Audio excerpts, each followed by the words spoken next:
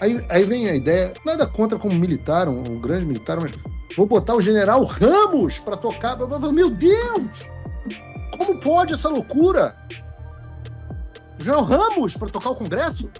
Então, o que dizer do Barroso, que pediu intervenção do governo Biden com sucesso ainda na eleição brasileira? Essa história tem que ser passada a limpo. A gente tem que documentar isso daí. A gente tem que levar isso daí ao conhecimento dos congressistas norte-americanos, para que a partir daí, medidas enérgicas possam ser tomadas. Sejam bem-vindos, o meu nome é Bruno, deixe o seu like e inscreva-se no canal.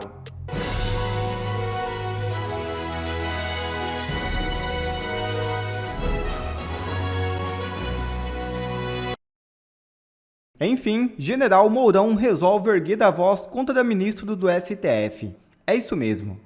Em suas redes sociais, o senador general Hamilton Mourão soltou o verbo após o ministro do STF, Luiz Roberto Barroso, confessar que acionou as forças estrangeiras quando era presidente do TSE e que os Estados Unidos tiveram um papel decisivo para evitar um suposto golpe no Brasil.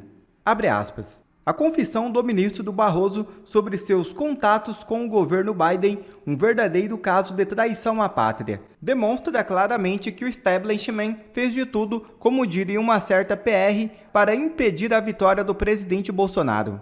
Agora querem cerceá-lo junto com alguns militares. Tudo para manter a narrativa fake de que salvaram a democracia. Fecha aspas, disse Mourão. Antes tarde do que nunca, Mourão vem sendo muito cobrado pelo estranho silêncio ante aos avanços do STF e por ataques recentes a Nicolas Ferreira e Silas Malafaia. E mais recentemente tivemos um decisivo apoio dos Estados Unidos à institucionalidade e à democracia brasileira em momentos de sobressalto. Eu mesmo, como presidente do Tribunal Superior Eleitoral, estive com o encarregado de negócios americanos. Tive muitas vezes, mas em 3 vezes eu pedi declarações dos Estados Unidos de apoio à democracia brasileira, uma delas do próprio Departamento de Estado, e acho que isso teve algum papel, porque os militares brasileiros não gostam de se indispor com os Estados Unidos, porque é aqui que obtêm os seus cursos e os seus equipamentos. Já basta já. Por que isso aqui é grave? Gente, isso aqui, na verdade, é um ministro do Supremo Tribunal Brasileiro pedindo uma intervenção norte-americana na eleição nacional. Na verdade, eles criaram essa narrativa de democracia, golpe, instituições, etc. Mas todo mundo viu que foi uma tática utilizada para tirar uma pessoa da cadeia e botá-la na presidência da República. Durante o período eleitoral, a gente não conseguiu sequer falar que o Lula é amigo do Maduro. Até isso, nós fomos obrigados a deletar das nossas redes sociais, baixo, a ameaça de fortes multas. E eu estou falando isso aqui para mostrar que o Alexandre de Moraes e o seu grupo, que sempre tem um pessoal por trás da cena que apoia o Moraes, o seu grupo, eles não são corajosos. Eles tinham o respaldo dos Estados Unidos, que é a maior potência militar e econômica do mundo. Então, se você for parar para analisar o que mudou de lá para cá, mudou tudo. Eles perderam esse auxílio moral. Eles perderam, recentemente saiu mais uma notícia falando do envolvimento da USAID com o TSE, fizeram live juntos. Isso daí fora a estratégia também de você pulverizar o dinheiro da USAID em várias ONGs e pequenos outros grupos, o que dificulta a investigação, dificulta o rastreamento, torna os valores de menor importância, mas ainda assim o efeito é como o de várias formigas indo atacar algum corpo estranho dentro do formigueiro. Esse corpo estranho dentro do estabelecimento brasileiro é o Jair Bolsonaro, a pessoa que lutava pelo interesse dos brasileiros. Então, isso tudo mostra como é que o inimigo se comporta. E mais ainda, o que o Barroso está falando, de que os militares foram impactados pelas declarações do State Department dos Estados Unidos, porque é nos Estados Unidos que eles conseguem os seus cursos e os seus equipamentos. Isso daí não é novidade para ninguém. O Brasil, por exemplo, ele entrou na Segunda Guerra Mundial graças muito ao embaixador do Brasil nos Estados Unidos, Oswaldo Aranha, que puxou para o seu lado o Estado-Maior do Exército, o general Góes Monteiro, e começou a fazer exercícios conjuntos entre as Forças Armadas dos Estados Unidos e do Brasil, o que culminou numa parceria tão grande que os americanos construíram a base militar de Natal, que era o último ponto de abastecimento das tropas aliadas antes de irem principalmente para o norte da África. E isso daí fez total sentido naquele momento, porque o então ditador do Brasil, Vargas, ele flertava muito com os sistemas do nazismo e do fascismo. E o Oswaldo Aranha teve muita inteligência em trazer os militares para perto dos americanos e assim colocar o Brasil na Segunda Guerra Mundial do lado correto. O Barroso basicamente fez a mesma coisa, ele fez uma análise, né, de onde é que estavam os perigos, ele viu que eles não dominavam as forças armadas, viu onde é que pode haver ali um calcanhar de Aquiles, um ponto de interesse, e a partir daí traçou uma estratégia para quebrar as pernas dos militares. E basicamente ele fez isso daí. Tanto não é à toa que ele fez isso, que um ano antes, cerca de um ano antes da eleição, começaram a descer várias autoridades americanas no Brasil. Eu destaco aqui muito o William Burns, que era o então diretor da CIA, o Jake Sullivan, que era o conselheiro nacional de segurança, a Victoria Nuland, a subsecretária para assuntos de política, e vários outros. E abertamente, quando você fizer essas consultas públicas, você vai ver que eles sempre tratavam, dentre outros assuntos, de democracia. Então, você consegue ver esse caldo todo se formando, e você também consegue perceber que hoje em dia, com a administração Trump, e é por isso que eu comemorei muito a eleição do Trump, esse aparato estatal todo ruiu. A gente está em vias de ver aí o Mike Pence, Deus quiser, em breve, fazendo seu depoimento na Comissão de Relações Exteriores e Defesa Nacional do Brasil, para falar, né, com mais propriedade até onde foi esse tentáculo norte-americano da administração Biden dentro do governo brasileiro. Porque o Mike Pence, ele era funcionário, servidor de dentro do State Department. Teve acesso a muita coisa que o público em geral não teve. Então, a gente tem que ficar de olho nisso, a gente tem que aprender como é que se comporta o nosso inimigo e, além de tudo, a gente tem que mostrar, tem que expor. Por mais que a gente saiba que isso não vá dar, pelo menos agora, num processo de impeachment de um ministro do STF, né, com base nessas declarações aí do Barroso, eu não tenho esperança de que isso aconteça nesse atual Congresso, mas cabe a gente perguntar aos nossos candidatos ano que vem, ao Senado, à Câmara também, qual é o posicionamento deles sobre esses fatos, porque a gente não pode ver um ministro do STF dizendo que vai pediu ajuda aos americanos, que numa palestra diz que derrotou... Nós derrotamos o bolsonarismo! Fazer isso tudo que eles fazem e depois virem para cima do deputado federal mais votado da história e querer pegar o meu passaporte embasado nas, entre aspas, acusações da dupla debilóide do PT, né, o Rogério Correia e o Lindbergh Farias, que depois confessaram que o Alexandre de Moraes pegaria meu passaporte de qualquer maneira, mas entender como legítimo deputados do PT pedindo para pegar meu passaporte sob o argumento de que eu estava indo muito aos Estados Unidos. Então, o que dizer do Barroso, que pediu intervenção do governo Biden com sucesso ainda na eleição brasileira? Essa história tem que ser passada a limpo. A gente tem que documentar isso daí. A gente tem que levar isso daí ao conhecimento dos congressistas norte-americanos para que, a partir daí, medidas enérgicas possam ser tomadas. Sem liberdade de expressão, a gente não dá nem um primeiro passo. Eu sei que muita gente fica desesperada na internet. Poxa, Eduardo, mas nada vai acontecer, a gente fala, etc. Não, não, não. Já está acontecendo. Se você não estivesse falando, eu não estaria nesse momento aqui nos Estados Unidos, entrando, né, nos gabinetes de autoridades e levando ao conhecimento deles tudo isso daí que está acontecendo. Eu só consigo levar ao conhecimento porque está tudo público. Porque eles aqui já escutaram alguma coisa, já, poxa, tem uma coisa errada no Brasil. E eu me arrisco a dizer que hoje em dia, pelo menos as autoridades com que a gente se encontra, já estão tão cientes do que aconteceu no Brasil quanto nós. E existe um constrangimento, né, ainda que não tenha sido durante a gestão deles, foi na gestão anterior do Biden, existe um constrangimento aqui nos Estados Unidos deles terem contribuído de alguma maneira enquanto país para regimes como o regime atual brasileiro. Então pode ter certeza que você que tuita, você que me segue, você que expõe, mesmo sabendo dos riscos que isso implica, você está sendo um daqueles corajosos que está ajudando a escrever a história do lado correto. Não existe sucesso sem sacrifício. Então podem contar comigo, nós somos aqui a ponta de lança, não estou sozinho, tem mais gente junto comigo, né? Quase sempre o Paulo Figueiredo está aqui na Casa Branca, no Congresso, correndo para lá, correndo para cá.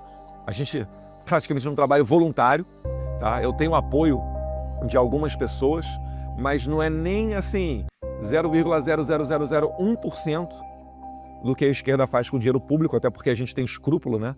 A gente não assalta os cofres públicos para fazer aquilo que a gente entende certo.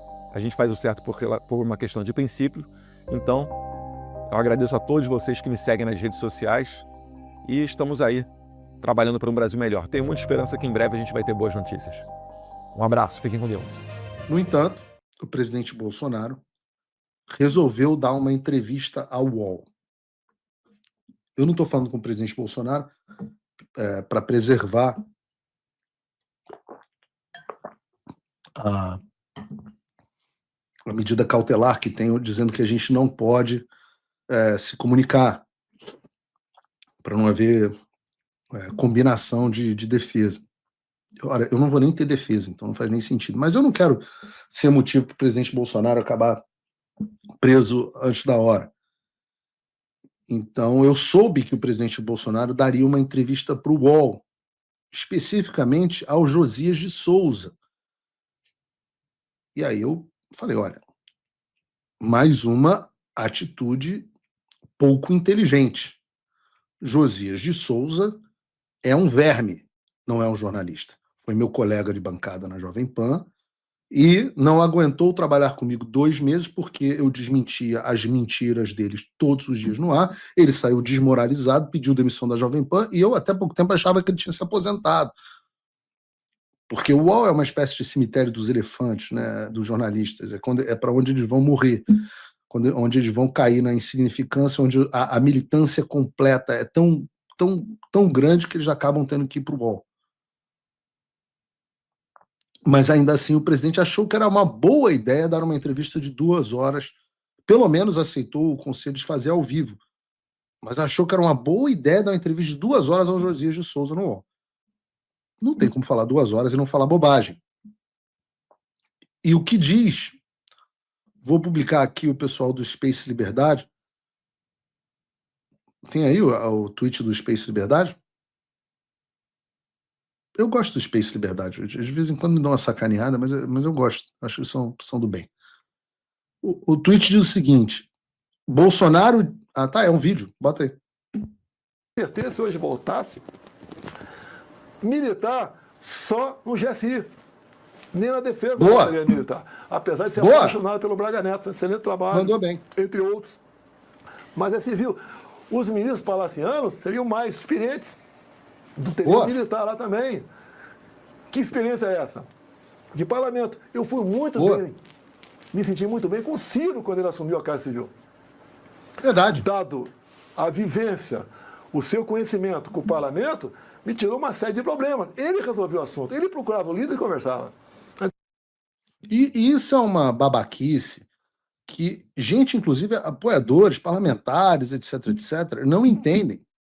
Ora, o Bolsonaro não vai conseguir mudar o básico do funcionamento da política, porque a política funciona como política no mundo inteiro. Aqui, os Estados Unidos também têm os seus Ciro Nogueiras.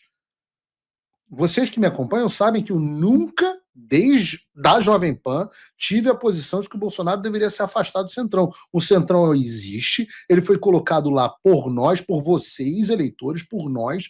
Os deputados foram colocados lá, eles representam, na nossa democracia deturpada, eles representam a população, e a forma do funcionamento da República é com a participação do Congresso. Ah, não, mas eu não gosto do Centrão. Não, mas os caras são eleitos e fazem maioria. Se você não gosta deles, só tem uma alternativa. O presidente Bolsonaro tem que se tornar, de fato, um ditador autocrata.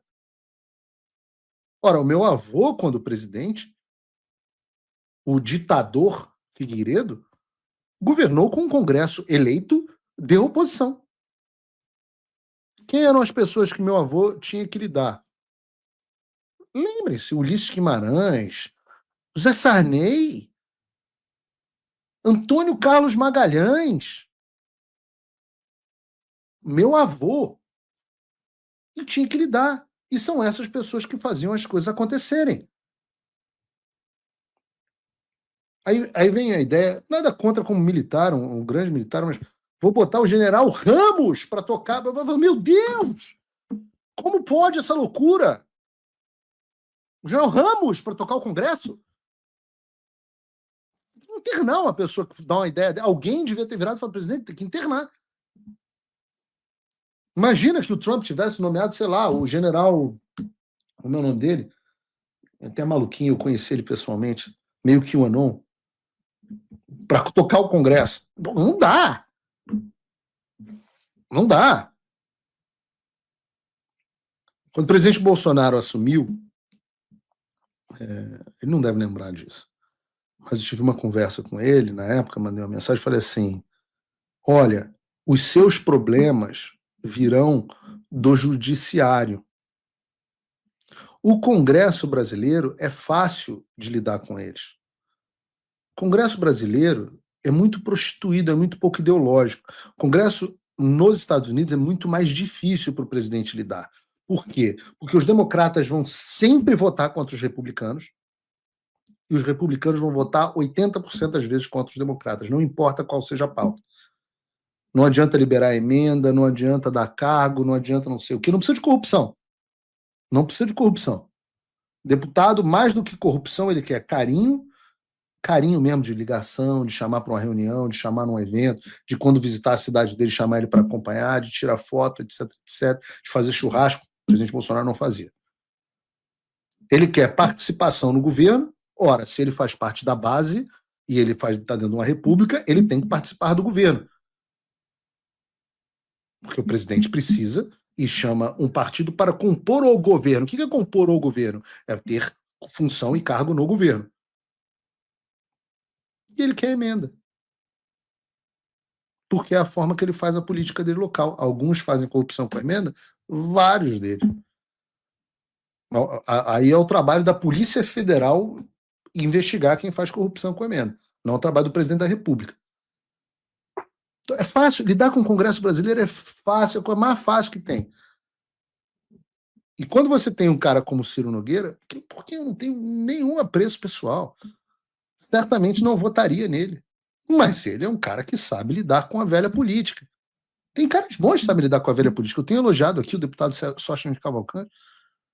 Sabe lidar, e você precisa de pessoas que saibam fazer esse tipo de coisa, esse é o tipo de amadurecimento que a gente tem que ter. Então eu falava para o presidente Bolsonaro, quando está eleito, compõe com o Congresso e destrua o judiciário, destrua a Lava Jato e destrua, que era um movimento revolucionário, eu sempre falei que era, e destrua os seus adversários dentro do Supremo Tribunal Federal enquanto você tem força. O que o presidente Bolsonaro fez? Exatamente o oposto. Ele partiu para o confronto com o Congresso e para uma composição com o Judiciário. Enterrou a CPMI da Lava Toga, certamente, chamou o juiz-mor do país para ser ministro da Justiça, que eu avisei que enfiaria uma faca nas costas dele, e dito e feito. Eu não sou um viajante do futuro, não, isso é análise política. E dito e feito. E estabeleceu uma relação de amizade, recebendo o Dias Toffoli. O que aconteceu com o Dias Toffoli? Que até dizem que é uma pessoa muito agradável. Mas o que fez o Dias Toffoli? O Dias Toffoli foi quem abriu um inquérito das fake news para salvar o rabo dele e do Gilmar Mendes, empoderando o Alexandre de Moraes. Por isso, até hoje, Gilmar Mendes e Dias Toffoli são eternamente gratos a Alexandre de Moraes e dão suporte a ele no tribunal.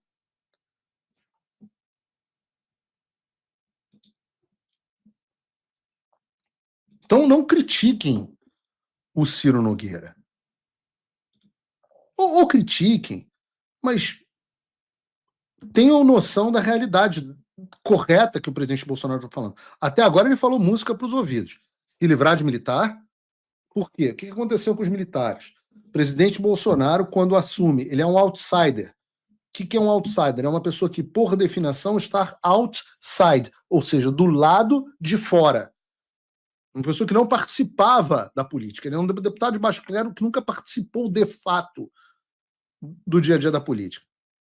Então, essa pessoa precisa de milhares de cargos para compor o governo. O que você tem na época? Você tem influenciador de rede social, tipo o que dizem que eu sou, influenciador de rede social. Você tem militante de Twitter e acabou. Aí o presidente Bolsonaro fala, eu preciso colocar os cargos. O que eu tenho? Para ministro da Justiça, bota o Moro, que ele é um cara que está indo contra o Lula. Olha para a posição, Olavo de Carvalho, quem que vai ser ministro da Educação? o professor Olavo de Carvalho, um gênio, um intelectual, foi lá e indicou o Vélez. Puta merda, o Olavo não conseguiu organizar a vida dele. Imagina se ele ia ter condição de indicar alguém para organizar um ministério complexo como o da educação. Foi um absoluto desastre. Aí o presidente Bolsonaro ia vendo que esse bando de olavistas lacrador da internet não dava resultado em nada, e alguns davam e eram injustiçados, alguns não sabiam como a política funcionava, e alguns eram incompetentes que nunca tinham feito nada na vida. O presidente olhava e falava, porra, vou botar um militar. O militar, ele é bem preparado intelectualmente, todos são, patriota, a maioria é, e honestos, a maioria também é. Pô, resolvi. O meu banco de dados, o meu banco de recursos humanos vão ser os militares. Só faltou que os caras são funcionários públicos com uma mentalidade positivista que não é aquela que o povo elegeu o presidente Bolsonaro para implementar. Só faltou isso. Só faltou ele lembrar que esses caras, embora muito competentes, são como o Tarcísio, que não acreditam que existe esquerda ou direita.